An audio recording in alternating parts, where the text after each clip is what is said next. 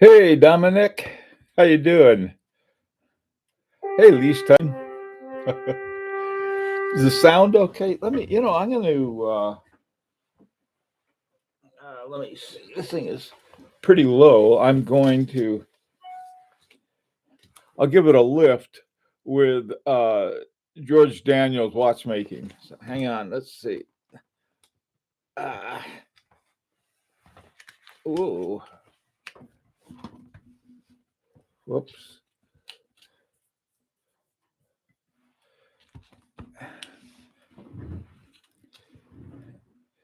Oh, good. Thanks, Dominic. uh, we're having a nice cloudy day today. Hey, Mark, how you doing? Bonjour. Andrew, good to see you. How are things in the UK? Picture's good. That's great. I can hardly wait. In about, let me see, little over, right around 2 weeks from now, I'll have my new computer. Well, I have my new computer. What's been holding everything up is a new monitor. When my old computer crashed, it just burned up everything. And so when I went down to get a new one, a lot of stuff had changed, and so I couldn't get a computer. Well, I could, but I couldn't get one with a big screen that I wanted, all in one piece, and so I had to get them separately. But apparently, this new one should have really a great camera in it and a lot of other whistles and bells. We'll see. The only problem is I gotta set it up. Hey, Hater, good to see you. Traveling nomad, how are you? How are things in Sweden? Uh, Weather's good after a week of gray. Yeah, we got your gray now. Hi, Joas. William, how are you? Robert, Rich. Hey, Rich Scotty, Licks. Hi, Licks. Okay. What I thought would be sort of fun to talk about this morning would be hi tuna of the new watches that came out this year at the Watches and Wonders. I don't know if we're going to get a whole lot more watches this coming year that are a whole lot different. We might. Well, I know one, but otherwise, we're when we look at the what they call the novelties. A novelties is a term for the new watches. Um, so anything in the new ones that struck you, I said, "Oh boy, they finally have a watch now that I really like." Hey, Big Sal. So were there any there that you say, "Hey, I like that one"? Now there were some I liked. I like the. I've always liked it. I'm the only person probably who really likes Air Kings, and the new Air King they had, I liked a lot. But boy, they jacked up the price. Those things used to be about, I don't know, $4,700, something like that, just a couple years ago, and now they're 7,400. So there's been a whoop up it went. So that's, to me, that's too bad. Um, they redesigned the thingamajig on it, the case, the case and the bracelet and everything else on it. So I sort of like that one. I've always liked the what was, I think it was the 1814, 1813, the Longa, and I couldn't tell what the difference was between this one and the old one. And the difference turned out to be the new one was thinner, which is nice, but was like 34,000. I was sort of way out of my wheel room. Um, JLC and Cartier certainly introduced some pieces that made me look twice. Which ones? Trying to remember both of them, Andrew. The JLC, the Cartier. What did Cartier have that was new and special? Somehow I may have missed that one. Yeah, Hater. I'm in the same boat. There were a lot of them I liked. I just can't afford them right now. I thought that Paddock 52 travel time is pretty nice, and I am not a Paddock fanboy due to the poor use of fonts on their dials. Mark, it's funny. I'm a former big fan of Patek Philippe, and I suppose I still am. The thing that I didn't like was in 2009 when they switched over to silicone hairsprings. But that's me. I know that's not everyone. They still and I do like their their big pilot travel watch with sort of the heritage fonts and so forth. It's not for everybody. Oh, but Cartier was the best. Boy, oh, but there's I'm trying to think, what was it that about Cartier? Um, because I know that during her time there, that Carol Forestier, Casapi, built a whole bunch of new movements for him.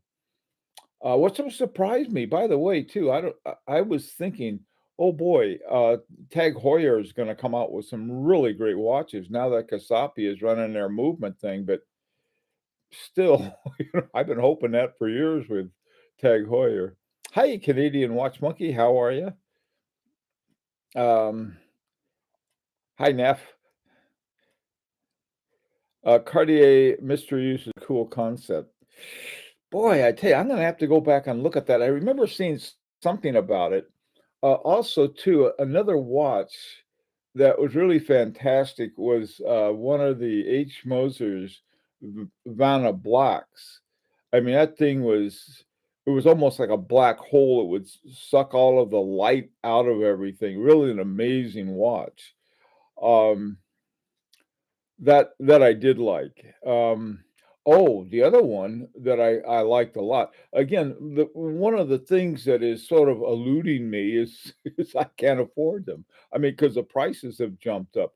I mean, when I say I can't afford them, depends how irresponsible I wanna be, I suppose, and I have a limit on how irresponsible I'll be as far as blowing money on a watch.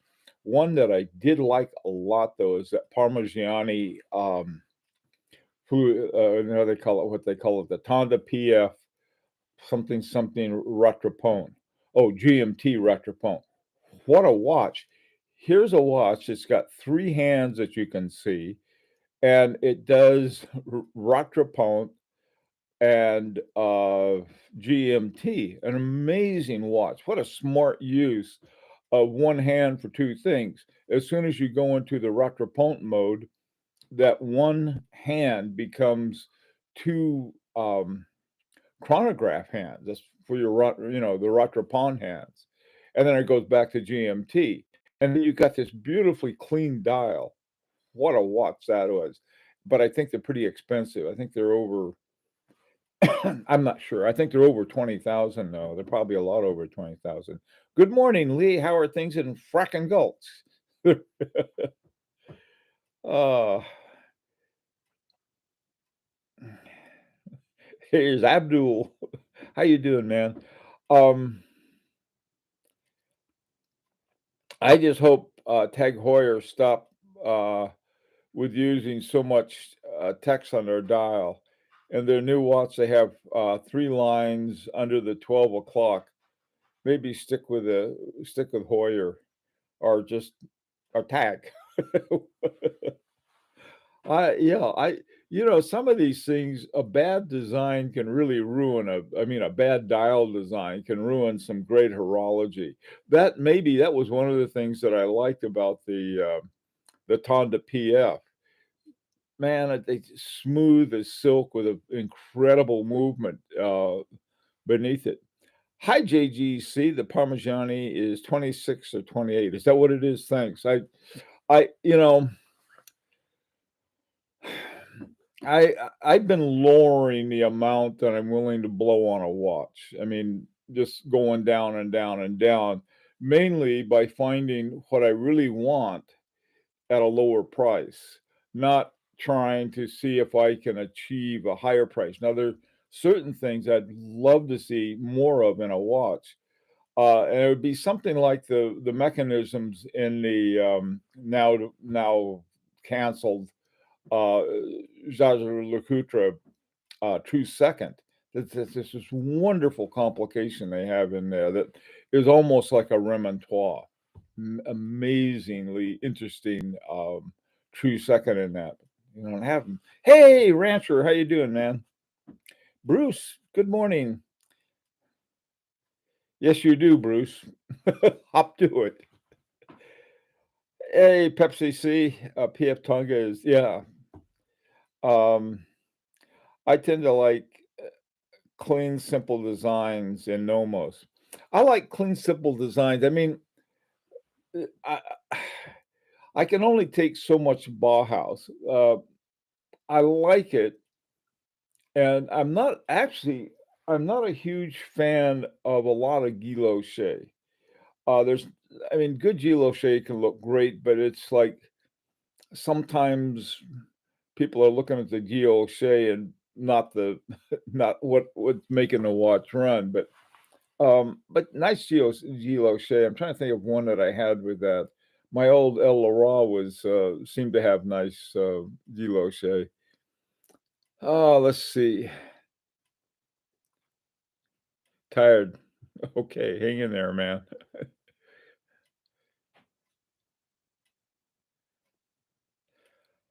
Hello. Oh, hi, a duck in his watch. I love that name. The VC 222 is very, very nice, very hard to get.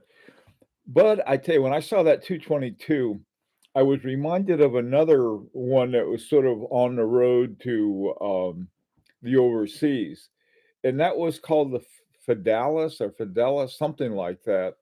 But if you can find one that's not too small, that might be a really good buy. Vacheron Constantin Fidelis. I think it was between the 222 and the overseas.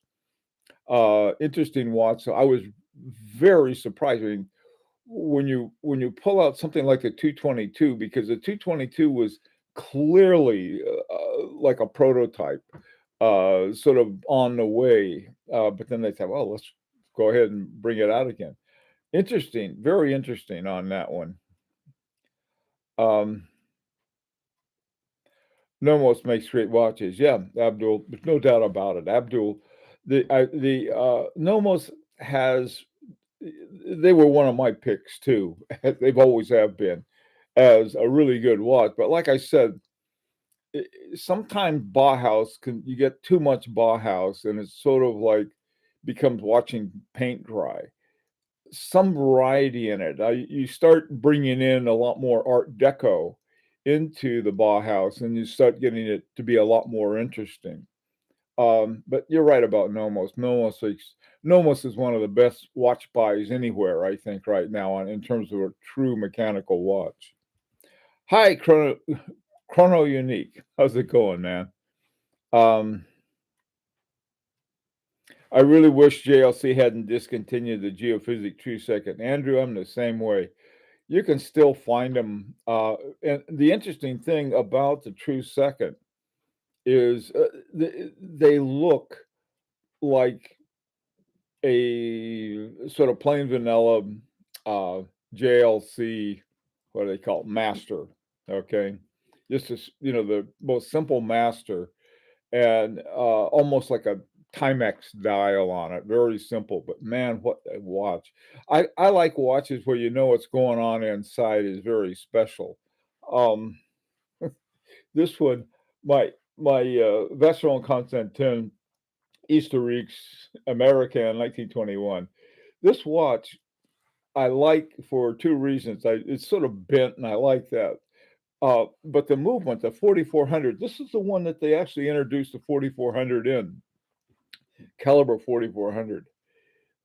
You spend a good morning winding the watch. It's got a charge of about 2 days. And so once you wind it and you wind it and wind it and wind it and wind it, I've got two different 7 day watches, Beauvais 1930 and my H. Moser Endeavor. And both of those are 7 days watch. They don't take a fraction of the time that it takes me to wind this. And as much as I like it, it's really a long time to wind. Hey, Junior, how you doing? For me, Jojas, Pepsi, Hermes World Time is amazing. It is a bit too busy.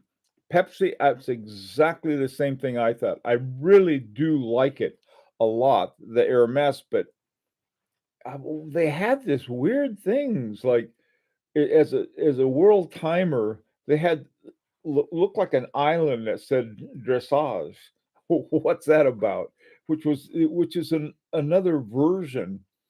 I think it's a yeah, I think it's a Hermes. Yeah. Uh,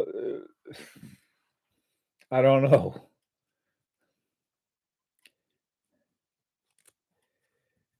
Um, hey, thanks, Chrono Unique. I like this watch. It's like I said, it's like if you had to have a low gear and you were riding a bicycle up Mount Everest like this, you need a really low gear, and this is what this one has. It's got apparently a very strong mainspring in it, and so they just said, we're gonna give you the lowest gear possible, so you're winding, you wind, you wind, you just keep winding the thing. But it's a nice watch. I recommend it. This, by the way, too. I got this during the what was called the Asian crisis, and this is when China cut off luxury watches coming into the country because of bribes. They were used for bribes and things like that, and so they had to send a bunch of them back. And I got one of them and got a good deal on it. I mean, those are the kind of little loopholes that I try to find. I call them affordable loopholes. Hey, Andrew, how you doing?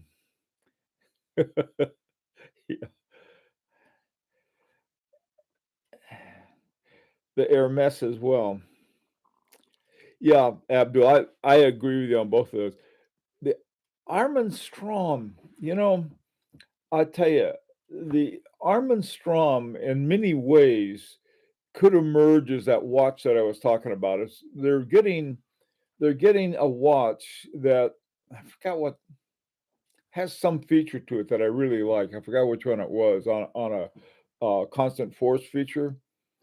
Really, they've done a really good job on that, and that might be a nice watch. There's, the way they have it with sort of these bridges like that, interesting.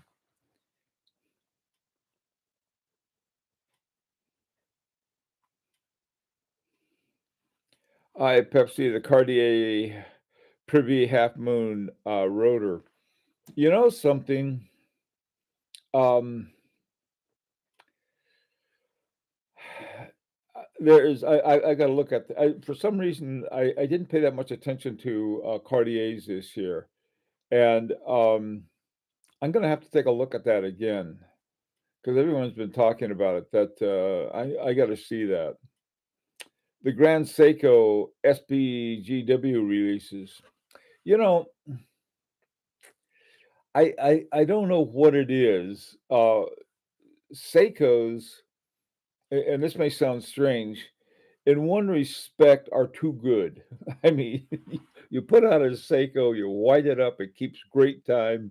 You don't worry about it. It doesn't cost crazy amounts for a really nice watch. I mean, it's sort of like, you know, hanging out with somebody who's perfect, and after a while they become sort of like, uh,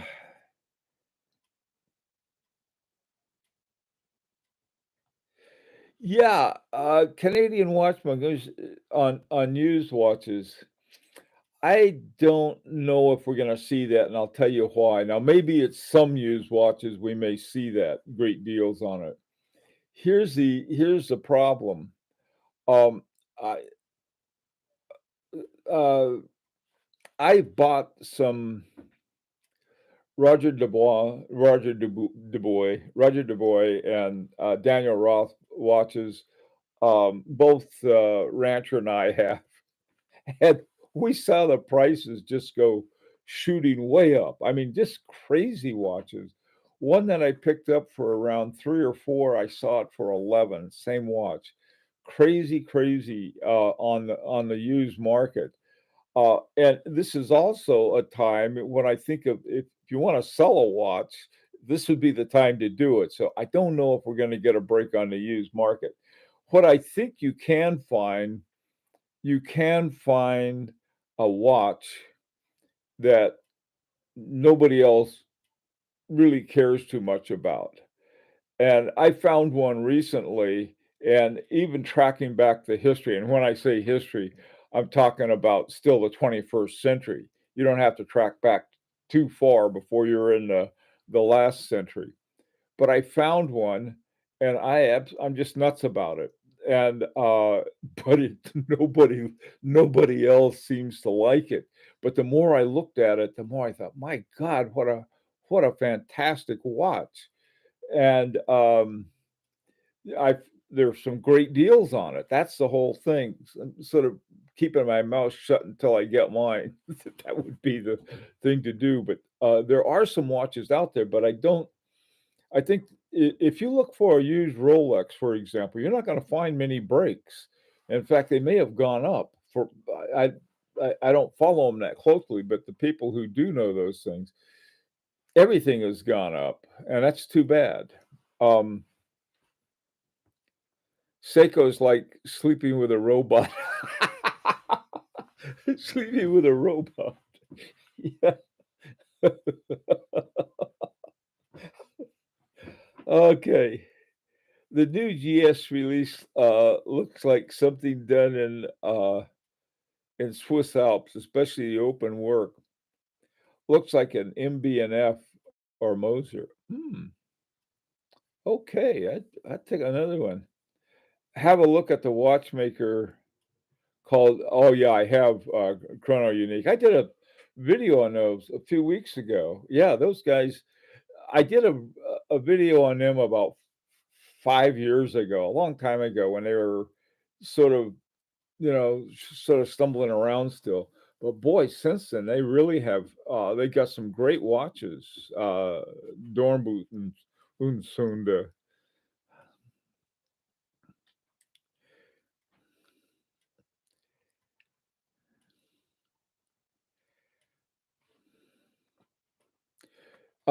Let's see.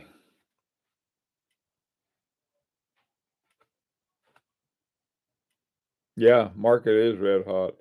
Hey, Daniel, how you doing? I owned a Seiko Presage and it's very cheap and very thick.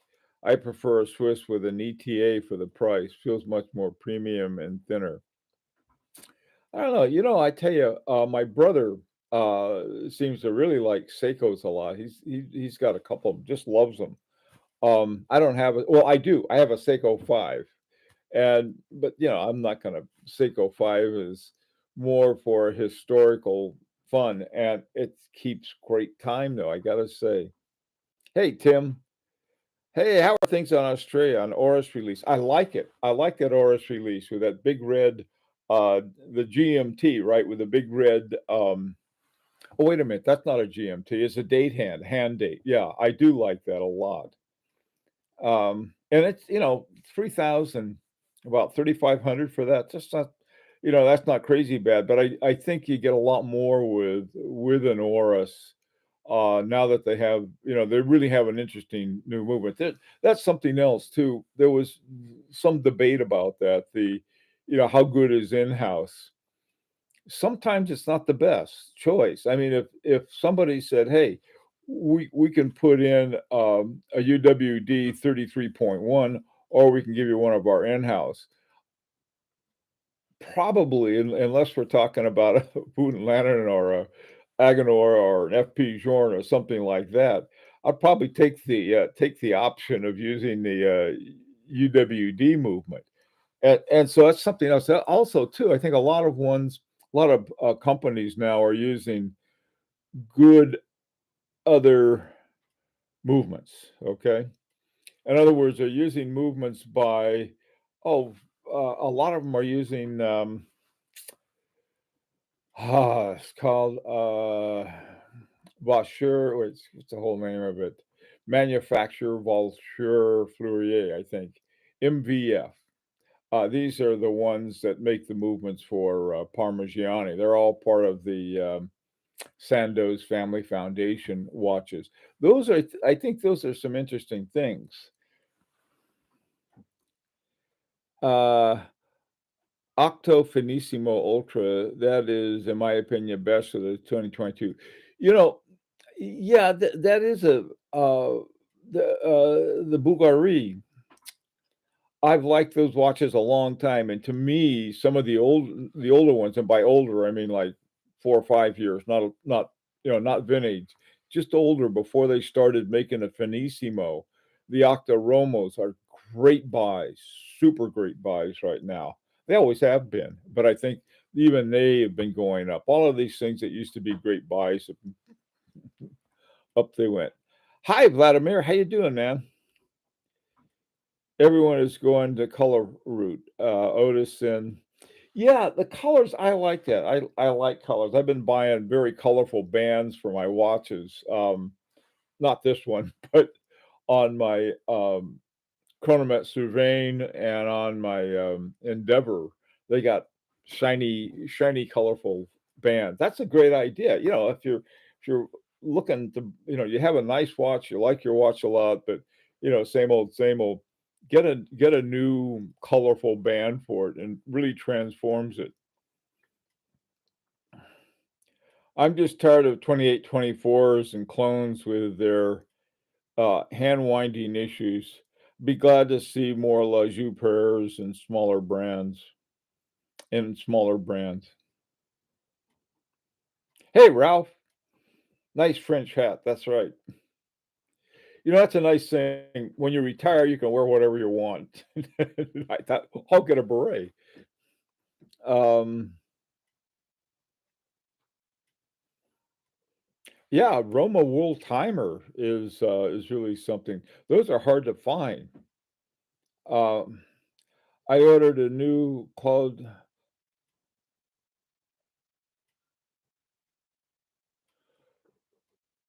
Oh, wow. Oh, but I know of that. I mean, I know of the, Milan. I don't know, is Claude Milan, are they related to, Edward Milan, who's the CEO of H. Moser? That ought to be an interesting one. I think,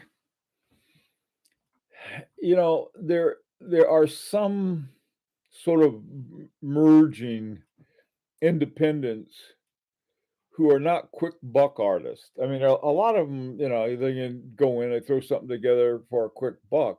But I think you're starting to see some now that realize that, hey, there's a market out there for something that's not crazily overpriced. And if I put it together with a good movement and not Milan, but Mojones.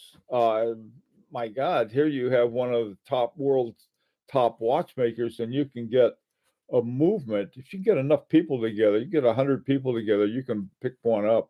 The movements are like $900 a piece, or 900 Swiss francs, I think. And so suddenly, you have the possibility of, somebody wants to go out and go independent to put something like that together.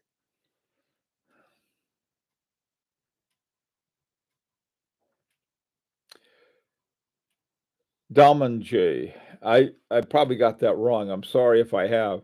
The Cartier with the skeletal movement in the automatic rotor. I've got to look at Cartier. I missed that one. Hey Tim, do you like Tudors? Just think they are all super thick at the wrist. Um, you know, Tudor is sort of the gee, how to talk about Tudor. Tudors are well-made watches. I'll put it that way. And I think they're more of like like its big brother. They're a tool watch, and I don't think, but I think they're a very good tool watch. They're not quite as expensive. I don't see a great deal of innovation, and that would Tudor seems to be involved with other watch companies that are doing innovation, so we may see some in Tudor.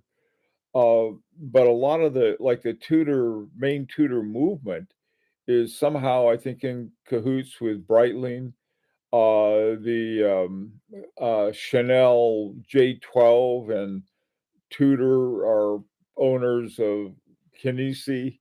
So you see some things like that. I don't know. I think that as long as there are watch buyers out there who have certain level of what they want and enough money to afford it at a certain level. Let's take watch buyers around around 5,000, okay? Around 5,000 bucks.